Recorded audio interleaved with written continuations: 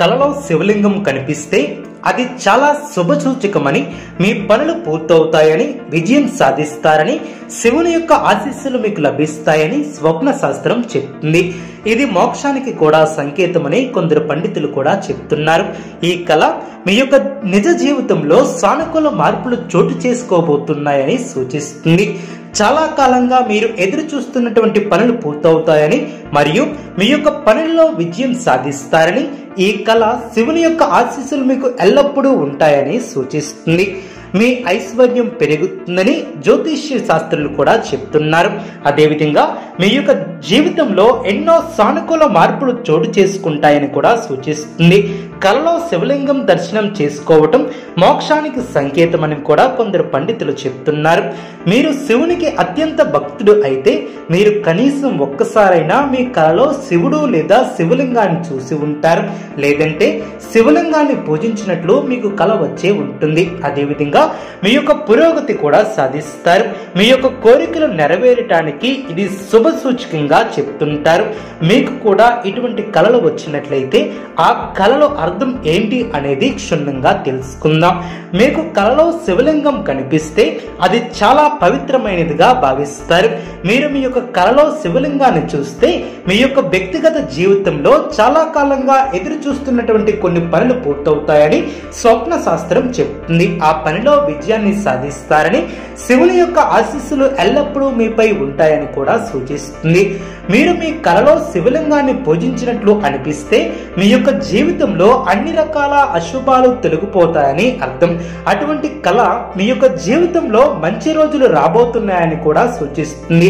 మీరు ఇప్పటికే మీ యొక్క జీవితంలో అనుభవిస్తున్నటువంటి సమస్యలన్నీ కూడా సమసిపోతాయని కూడా సూచిస్తుంది. రాబోయే రోజులు మంచి రోజులు రాబోతున్నాయని కూడా సూచిస్తుంది. ఈ కళ కోరికల నెరవేర్పుగా కూడా సూచిస్తుంది. మీరు మీ కుటుంబంతో కలిసి శివుడిని పూజించినట్లు అనిపిస్తే మీరు మీ యొక్క పనిలో అత్యంత అంకిత భావం, చిత్తశుద్ధితో నిమగ్నమై ఉన్నారనడానికి సంకేతంగా సూచిస్తుంది. అటువంటి కళ ఆఫీసులో మీ కష్టాలు త్వరలో తీరుతాయని కూడా సూచిస్తుంది. ఇది మీ యొక్క జీవితంలో ఆనందం, శ్రేయస్సు, అదృష్టం కూడా తీసుకువస్తుంది. అటువంటి కళ పురోగతి, ఆనందానికి చిహ్నంగా పరిగణిస్తారు. అదేవిధంగా మీకు కలలో తెల్లని శివలింగం కనిపిస్తే రాబోయే కాలంలో మీరు లేదా మీ కుటుంబంలో ఎవరైనా తీవ్రమైనటువంటి అనారోగ్యం నుంచి బయటపడతారని స్వప్న శాస్త్రం చెప్తుంది. మీ యొక్క జీవితంలో ఏదైనా మంచి జరుగుతుందనే దానికి సంకేతంగా పరిగణించబడుతుంది. కలలో శివాలయం మెట్లు ఎక్కడం మీ యొక్క జీవితంలో చాలా శుభ సంకేతంగా భావించాలి. మీరు మీ యొక్క జీవితంలో ఆనందం, శాంతి వైపు ప్రయాణిస్తున్నారని ఈ కళ యొక్క అర్థం. మీరు ఇన్నాళ్లుగా ఎదుర్కొంటున్నటువంటి సమస్యలన్నీ కూడా ముగింపు పలుకుతాయని కూడా అర్థం చేసుకోవచ్చు. అదేవిధంగా కలలో శివుడు కనిపించడం ఒక శుభ సూచకంగా భావిస్తారు. ఇది మీ యొక్క జీవితంలో పురోగతి, కోరికలు నెరవేరటం మరియు కష్టాలు తొలగిపోవడాన్ని కూడా సూచిస్తుంది. మీరు మీ యొక్క పనిలో నిమగ్నమై ఉన్నారని లేదా శివుని యొక్క ఆశీస్సులు మీకు లభించబోతున్నాయని కూడా సూచిస్తుంది.